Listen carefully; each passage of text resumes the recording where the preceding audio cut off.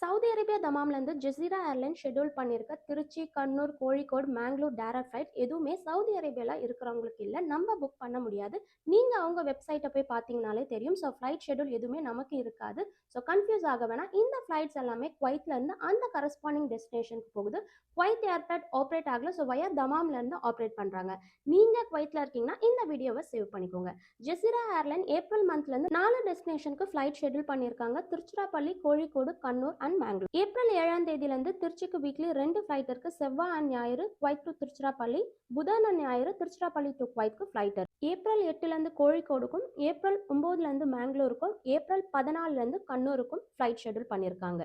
நீங்கள் இந்த ஏர்லைன்ஸை புக் பண்ணுறீங்கன்னா டிரான்சிட் விசா சவுதிக்கு அண்ட் பஸ்ஸுமே அரேஞ்ச் பண்ணிடுறாங்க. இந்த பேக்கேஜில் ஃபுல்லாக வருது. இதுக்கு உங்ககிட்ட valid passport and Kuwait civil ID அப்படி இல்லைனா எம்பசி லெட்டர் இருக்கணும். அப்போ தான் உங்களால் புக் பண்ண முடியும். குவைத்லேருந்து ஊருக்கு போகிற உங்கள் ஃப்ரெண்ட்ஸ் அண்ட் ஃபேமிலிக்கு இந்த வீடியோவை ஷேர் பண்ணுங்கள்.